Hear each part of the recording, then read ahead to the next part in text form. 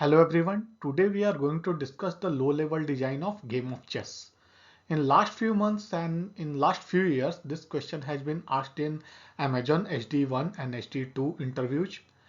Also, it has been asked in Oracle Individual Contributor 3, and it has also been asked in some senior positions like senior software engineering interviews at Microsoft. So you can say overall this is a pretty common question nowadays or in recent past. We are going to go through the problem statement and all the methods that we need to implement. Then we are going to break the whole problem in multiple classes, and we will also discuss what design patterns that we are going to solve these questions. So precisely we are going to use factory design pattern, then a singleton design pattern and a strategy design pattern for solving this question. So let's see. After we have broken our solution in multiple classes and also decided what design patterns that we are going to use, we are going to code our solution in Java and then test it on CodeZym editor. We are not going to add any main method or write any test cases ourselves. These things will be taken care of by the CodeZym testing engine. So let's start with the problem statement. This is question number 8 on CodeZym. We have a chessboard with 8 cross 8 squares on it, and there are 6 kinds of pieces. We already know about chess. There is the king, queen, rook, bishop, knight. It is also called horse in some places. It will be denoted by H. And finally we have pawn. The pieces are of white and black color, and basically the chessboard will be represented by this string array, two-dimensional string array. The white pieces are arranged in row 0 and row 1, and the black pieces are arranged in row 7 and row 6. And you already might be knowing all the rules of chess. We will just go through them. We have simplified some of the rules, so be sure that you implement only the rules that we are going to discuss. Now we all might have played chess at some point in our life, so let's just go through the basic rules. It is the game that is played between two players. The player who owns the white pieces will make the first move, and after this both the players will make alternate turns, and the game will be ending when the king of either white or black is captured, and then it means other side will win. Now in each move, a player can either move one of their pieces to a empty spot, or they can move it to some opponent's spot, thereby capturing the opponent's piece. Now let's just see all the moves that the different pieces can make, and then we'll go ahead. Now let's go through the moves of different pieces. As I already said, an actual chess game in real life may have additional moves but for this sake of this problem, we are only going to implement the moves that we are going to discuss right now. The first one is king. King is our most important piece. If the king is killed, the game ends and you lose. If your king is killed, that is. King can move one step in any direction, that is either horizontally, or it can move vertically one step, or it can move diagonally one step. Then we have the queen. Queen can also move any number of steps in any direction, not just one step. It can move any number of steps in any direction. Okay, and finally we have the knight, which makes L shape or 2 plus 1 moves. So knight can move 2 steps vertically and then 1 step horizontally, or it can go down 2 steps vertically and go right 1 step horizontally, or it can go 2 steps horizontally and 1 step vertically. You get the idea. Now the different thing here is that the rook, not rook, the knight is the only piece that can jump over other pieces. So let's say a piece is here, but still knight can go make the 2 plus 1 move. It can jump over other pieces. Any other piece like king, queen, pawn, rook, or bishop, they cannot jump over other pieces. So that's what makes knight a bit special than other pieces. Next we have bishop. A bishop can move only diagonally. After that we have rook. Rook can move either horizontally or it can move vertically. Next we have pawn. A pawn has got two moves. If it is moving to an empty square, then it can move only one step forward vertically. And if it is trying to capture or kill a piece, then it can only move one step diagonally forward. So these are the two moves that pawn has. We have to implement four methods. The first one is init. Init is sort of your constructor. It has two parameters, helper and chessboard. So helper you will use for logging. So you should use helper.print and helper.println for seeing your logs. If you use system.out.println, then your logs will not be visible. The second parameter is the chessboard array, string array, two-dimensional. It is actually the blueprint of how the board you look like. So you can see every time your solution class will be initialized with this chessboard array only. These will be the initial positions of all pieces every time. So row 0 has got all the white pieces and row 1 has got all the white pawns. Then we have got 4 empty rows. Then row 6 has got all black pawns and row 7 has got all black pieces. Basically rook, knight, bishop, king, queen and other 4 pieces. The next method is move, which is actually your most important method. The chess is all about its pieces and the moves that those pieces make. This method will return invalid if this is an invalid move. That is, you are trying to move a piece whose chance is not there. For example, current turn is for black and you are trying to move a white piece, or your this start row, start column, in row and in column are outside the bounds of this array, two-dimensional chessboard array, which is from 0 to 7 row and 0 to 7 column. Next, let's suppose you are trying to move a pawn, but you are making a move which is not invalid for a pawn. That is invalid for a pawn. That is, a pawn cannot make that move. So let's suppose you are moving through steps, 2 steps or 3 steps in the forward direction. So a pawn cannot make that move. So that will return an invalid move. For successful, if your piece moved to an empty spot, then you will return empty string for success. And if it is able to capture a opponent's piece, then you will return that opponent's ID. ID is basically the color of the opponent and the type of the opponent. For example, let's suppose you killed a black knight, so you return BH, or you killed a white queen, so you return WQ. So that is what you will return. Next method is get game status. So basically you will return 0 if the game is in progress, 1 if whites have won, and 2 if black has won. The final method is get next turn, that is whose turn it is next to play. Game will start with the 0, that is turn of white. You will return 1 if the turn is black, and you will return -1 if game is already finished. Before we can start working on our solution, first of all, you have to copy this default code from CodeZym editor to our local system, and there we will save it as solution.java. Now we can start editing this solution.java file using our favorite IDE. Personally, I use IntelliJ. Many other people use VS Code, Eclipse, NetBeans, and anything that you are comfortable with. Also, if you are new to CodeZym, I will suggest that you read these important notes. It has some important things like whenever you make an interface declaration, you should make it just above class solution and after the imports, else you will get compiler errors. And I will also suggest that you watch this getting started with CodeZym video, so that if you are new to CodeZym, so it will clarify all your doubts and you will not get any unnecessary compiler errors.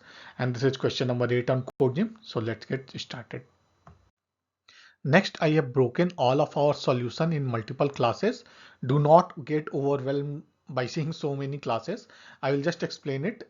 They are pretty intuitive, you can say. This class solution is from default code that we copied from the CodeZym editor. Now, chess, implementing the game of chess is about two things. The first one is the different pieces, and the second one is the different type of moves that those pieces make. So one thing I will tell you that as I just said, you should make all interface declarations above class solution. So I have declared the interface move above class solution. And there is a generic piece object, and I have implemented king piece, king knight piece, and pawn piece. You will notice that I haven't implemented rook, bishop, and queen. So I will show you how they are implemented. And then I have implemented diagonal move and straight move. I haven't implemented the moves for the L-shape move, which knight maps makes, and I have also not implemented the moves of king and pawn. Those three moves are implemented in the piece class itself. So basically these two are the move classes, these three are the pieces, and Combining these, we will get the functionality of all 6 pieces with their corresponding moves, and we will of course use the generic piece class and the interface move. The chess piece factory will be used to create the different chess piece objects based on their color and their type, whether they are king, knight, pawn, rook, or queen, or bishop. And finally, we have the chessboard, which will be managing our 8x8 square, and it will also be managing our game state, whose next turn it is, and other things. And class solution will call all the chessboard methods. So just wait a bit, I will explain all things one by one. Before everything, let's look at the code of chess factory class. This class glues both the pieces and their corresponding moves. So seeing this class first will give us a better understanding of how our whole system is going to work. As the name suggests, this is a chess piece factory. So we are using factory design pattern to create different pieces based on their color and their type. So it had got the instances for both moves, the straight move and the diagonal move. A piece object constructor, it takes 3 things. The first one is the color and the type, and optionally it also takes an array of moves. For example, a queen object makes 2 kinds of move. The first one is the straight move, that is move any number of steps vertically or move any number of steps horizontally. So that is what an straight move is all about. And then it makes a diagonal move, that is move diagonally any number of steps. So we pass along the color type and these moves, and the queen object is created. A rook makes only straight move. A bishop makes only diagonal move. The corresponding move for king, knight, and pawn are implemented in their own classes. And these 3, queen, rook, and bishop, we have just created using the generic piece object.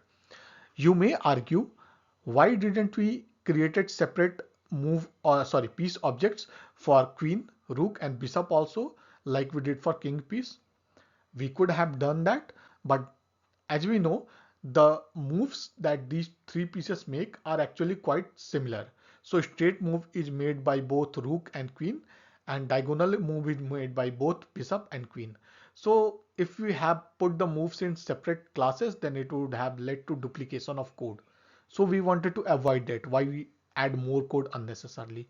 That's why for these 3 pieces, king, knight, and pawn, I made coded their moves in their separate classes, and for these 3 classes I just used the generic piece object. Now let's discuss the move interface and both the move classes.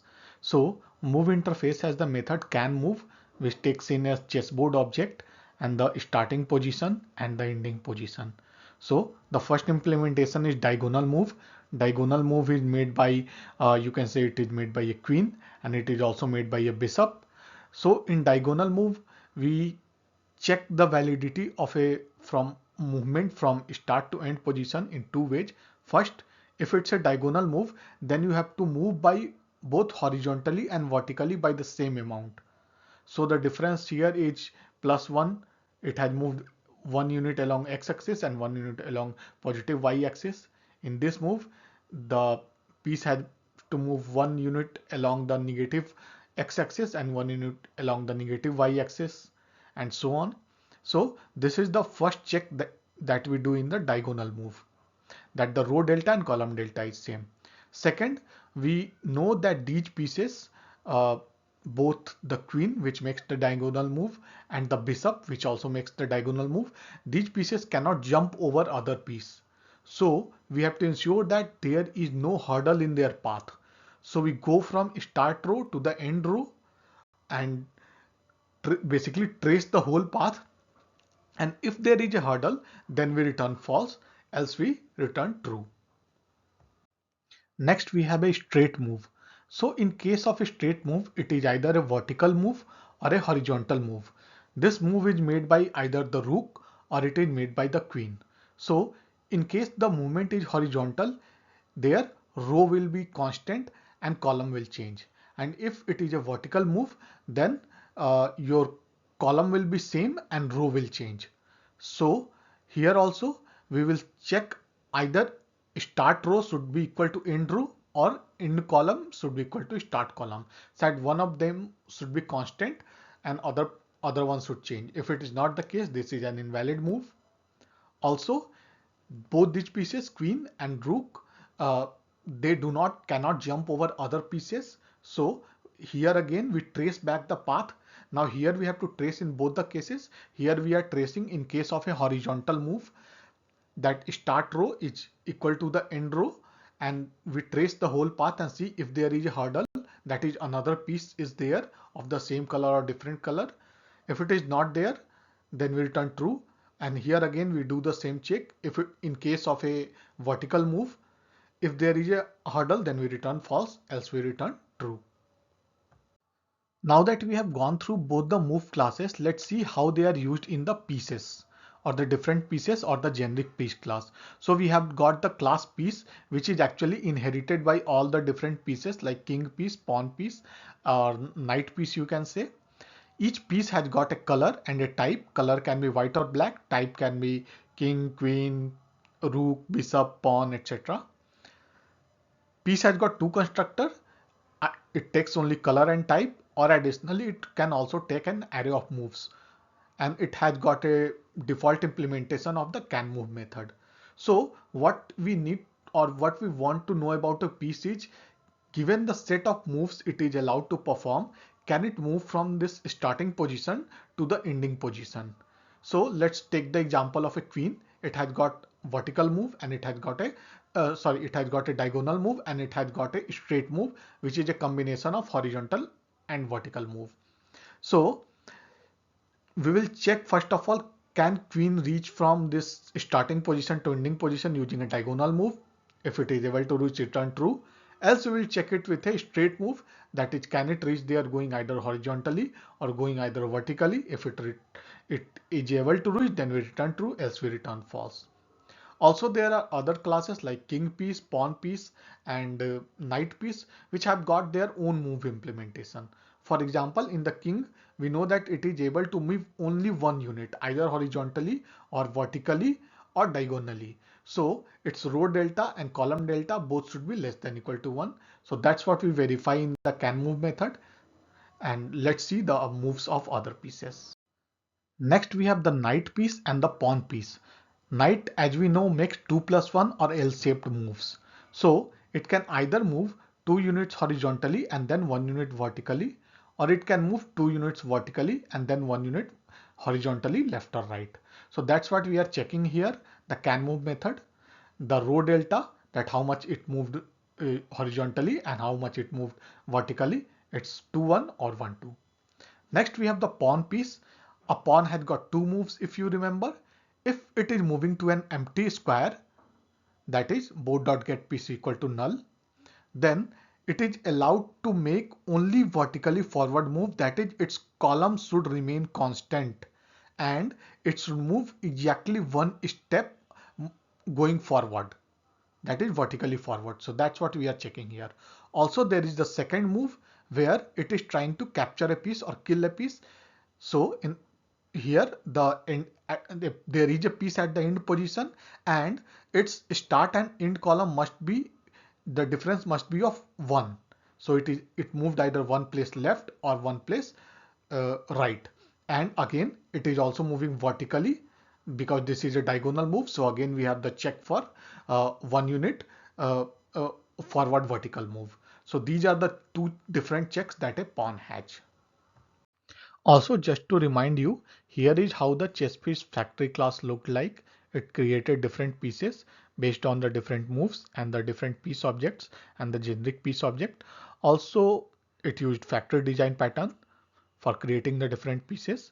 The second thing which I forgot to point out is that it uses singleton also, because we need only one factory instance for creating the different pieces.